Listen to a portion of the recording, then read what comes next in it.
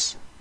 Many a brave soul did it send hurrying down to Hades, and many a hero did it yield a prey to dogs and vultures, for so were the counsels of Jove fulfilled from the day on which the son of Atreus, king of men, and great Achilles first fell out with one another. And which of the gods was it that set them on to quarrel? It was the son of Jove and Leto, for he was angry with the king, and sent a pestilence upon the host to plague the people, because the son of Atreus had dishonoured Chryses his priest. Now Chryses had come to the ships of the Achaeans to free his daughter, and had brought with him a great ransom. Moreover, he bore in his hand the sceptre of Apollo, wreathed with a suppliant's wreath, and he besought the Achaeans, but most of all the two sons of Atreus, who were their chiefs. Sons of Atreus, he cried, and all other Achaeans, may the gods who dwell in Olympus grant you to sack the city of Priam, and to reach your homes in safety, but to free my daughter and accept a ransom for her, in reverence to Apollo, son of Jove.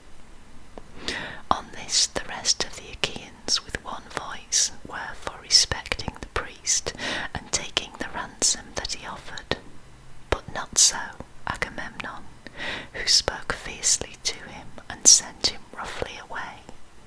Old man, said he, let me not find you tarrying about our ships, nor yet coming hereafter. Your sceptre of the god and your wreath shall profit you nothing. I will not free her. She shall grow old in my house at Argos, far from her own home, busying herself with her loom and visiting my couch. So go, and do not provoke me, or it shall be the worse for you. The old man feared him and obeyed. Not a word he spoke, but went by the shore of the sounding sea and prayed apart to King Apollo, whom lovely Leto had borne. Hear me, he cried, O god of the silver bow, that protectest Chryse and holy Scylla, and rulest Tenedos with thy might. Hear me, O thou of Sminthi, if have I ever decked your temple with garlands, or burned your thigh bones in fat of bulls or goats, grant my power, and let your arrows avenge these my tears upon the Danaans. Thus did he pray, and Apollo heard his prayer. He came down furious from the summits of Olympus, with his bow and his quiver upon his shoulder, and the arrows rattled on his back with the rage that trembled within him.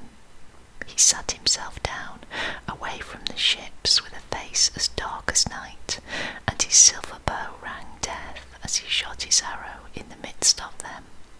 First he smote their mules and their hounds, but presently he aimed his shafts at the people themselves, and all day long the pyres of the dead were burning. For 9 whole days he shot his arrows among the people, but upon the 10th day Achilles called them in assembly, moved thereto by Juno, who saw the Achaeans in their death throes, and had compassion upon them. Then, when they were got together, he rose and spoke among them. Son of Atreus, said he, I deem that we should now turn, roving home, if we would escape destruction, for we are being cut down by war and pestilence at once.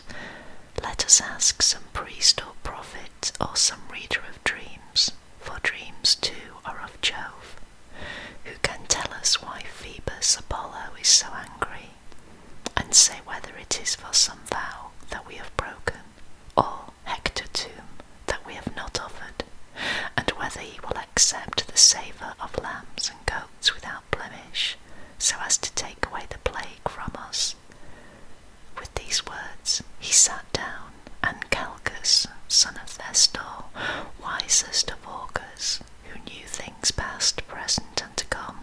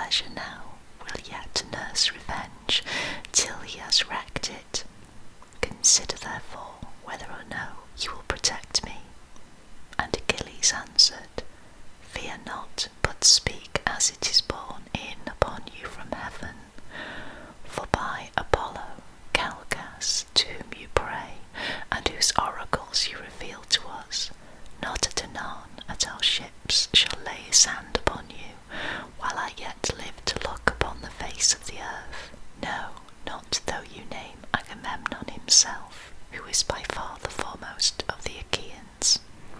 Thereon the seer spoke boldly. The god, he said, is angry neither about vow nor Hector tomb, but for his priest's sake, whom Agamemnon has dishonoured, in that he would not free his daughter, nor take a ransom for her. Therefore has he sent these evils upon us, and will yet send others. He will not deliver the Danaans from this pestilence till Agamemnon has restored the girl without fee or ransom to her father, and has sent a holy hecatombs to Chryse. Thus we may perhaps appease him. With these words he sat down, and Agamemnon rose in anger. His heart was black with rage, and his eyes flashed fire, as he scowled on Calchas and said, Seer of evil, you never yet prophesied smooth things concerning me, but have ever loved to foretell that which was evil.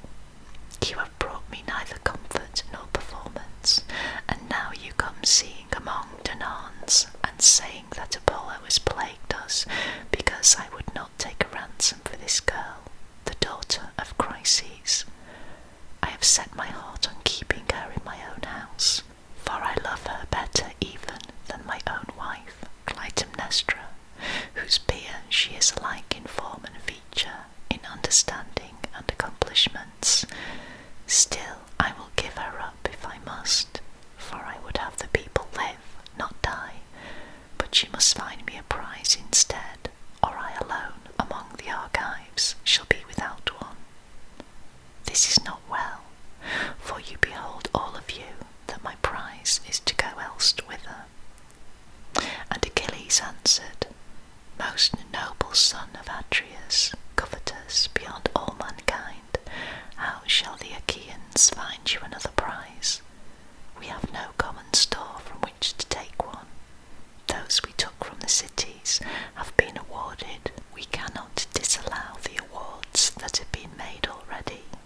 Give this girl, therefore, to the god, and if ever Jove grants us to sack the city of Troy, we will requite you 3 and 4-fold. Then Agamemnon said, Achilles, valiant though you be, you shall not thus outwit me. You shall not overreach, and you shall not persuade me. Are you to keep your own prize, while I sit tamely under my loss, and give up the girl at your bidding? Let the Achaeans find me a prize in fair exchange to my liking, or I will come and take your own, or that of Ajax or of Ulysses, and he, to whomsoever I may come, shall rue my coming. But of this we will take thought hereafter.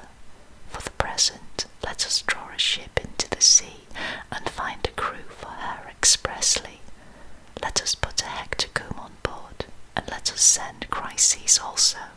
Further, let some chief man among us be in command, either Ajax, or Idomeneus, or yourself, son of Peleus. Mighty warrior that you are, that we may offer sacrifice and appease the anger of the god. Achilles scowled at him and answered, You are steeped in insolence and lust of gain. With what heart can any of the Achaeans do your bidding, either on foray or in open fighting? I came not warring here for any ill. The Trojans have done me. I have no quarrel with them. They have not raided my cattle, nor my horses, nor cut down my harvests on the rich plains of Phthia. For between me and them there is a great space, both mountain and sounding sea.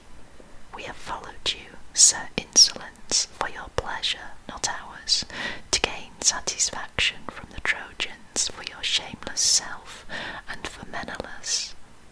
You forget this, and threaten to rob me of the prize for which I have toiled, and which the sons of the Achaeans have given me. Never, when the Achaeans sack any rich city of the Trojans,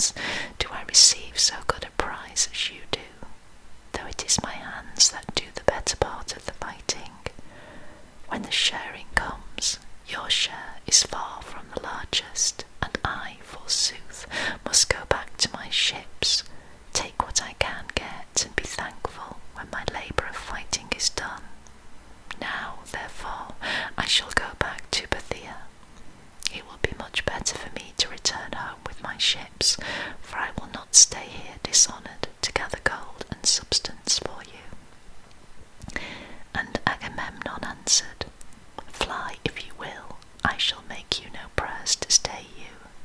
I have others here who will do me honour, and above all Jove, the Lord of counsel. There is no king here so hateful to me as you are, for you are ever quarrelsome and ill-affected. What though you be brave?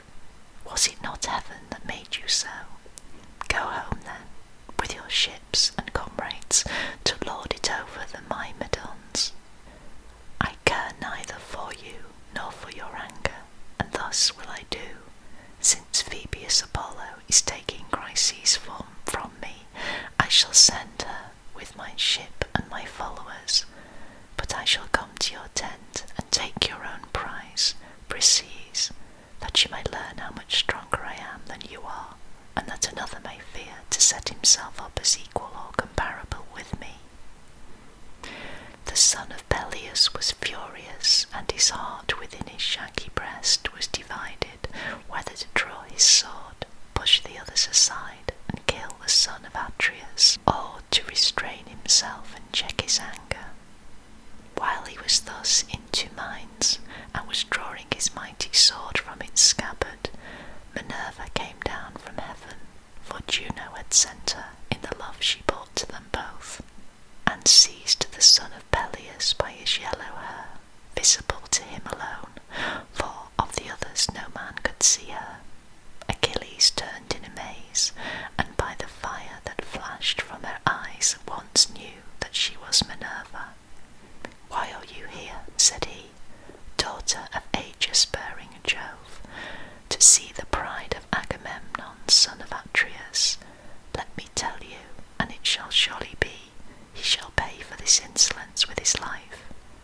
And Minerva said, I come from heaven, if you will hear me, to bid you stay your anger. Juno has sent me, who cares for both of you alike. Cease then this brawling, and do not draw your sword. Rail at him if you will, and your railing will not be vain, for I tell you, and it shall surely be, that you shall hereafter receive gifts 3 times as splendid by reason of this present insult. Hold therefore and obey. Goddess, answered Achilles, however angry a man may be, he must do as you two command him. This will be best, for the gods ever hear the prayers of him who has obeyed them. He stayed his hand on the silver hilt of his sword, and thrust it back into the scabbard as Minerva bade him. Then she went back to Olympus, among the other gods, and to the house of aegis-bearing Jove. But the son of Peleus again began railing at the son of Atreus, for he was still in a rage. Wine, bibber, he cried, with the face of a dog and the heart of a hind. You never dare to go out with the host in fight, nor yet with our chosen men in ambuscade. You shun this as you do death itself. You would rather go round and rob his prizes from any man who contradicts you. You devour your people, for you are king over a feeble folk, otherwise son of Atreus. Henceforward you would insult no man. Therefore I say, and swear it with a great oath, nay, by this my sceptre, which shall sprout neither leaf nor shoot, nor bud anew, from the day on which it left its parent stem upon the mountains, for the axe stripped it of leaf and bark, and now the sons of the Achaeans bear it as judges and guardians of the decrees of heaven. So surely and solemnly do I swear that hereafter they shall look fondly for Achilles, and shall not find him. In the day of your distress, when your men fall dying by the murderous hand of Hector, you shall not know how to help them, and shall rend your heart with rage for the hour when you offered insult to the bravest of the Achaeans. With this, the son of Peleus dashed his gold-bestudded sceptre on the ground and took his seat, while the son of Atreus was beginning fiercely from his place upon the other side. Then uprose smooth-tongued Nestor, the facile speaker of the Pylians, and the words fell from his lips sweeter than honey. 2 generations of men born and bred in Pylos had passed away under his rule, and he was now reigning over the third. With all sincerity and goodwill, therefore, he addressed them thus. Of a truth, he said, a great sorrow has befallen the Achaean land. Surely Priam with his sons would rejoice, and the Trojans be glad at heart if they could hear this quarrel between you two, who are so excellent in fight and counsel. I am older than either of you, therefore be guided by me. Moreover, I have been the familiar friend of men, even greater than you are, and they did not disregard my counsels.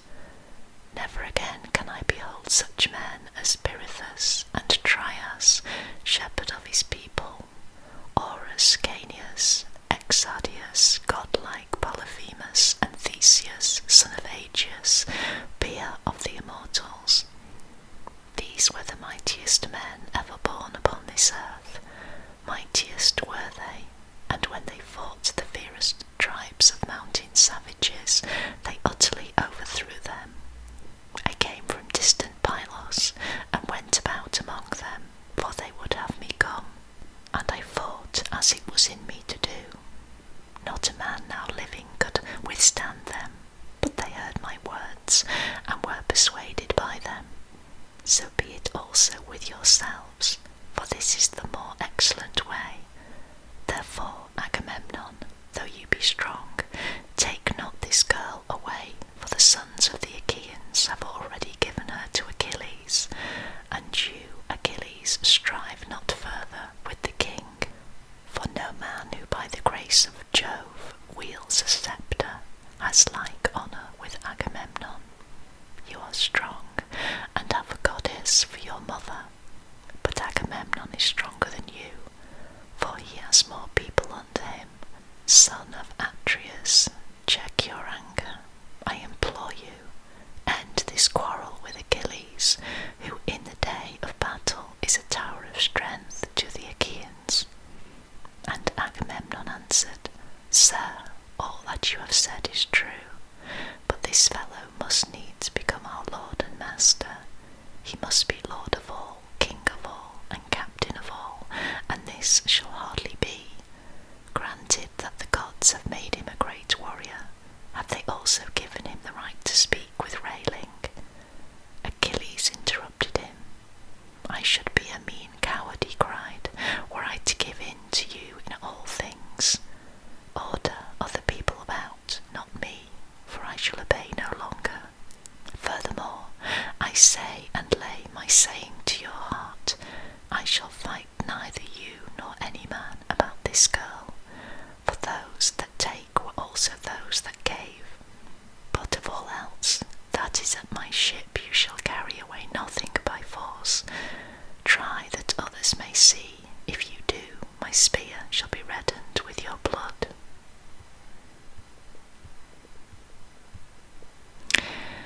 And that ends the short extract from Homer's The Iliad. Thank you for joining me. This has been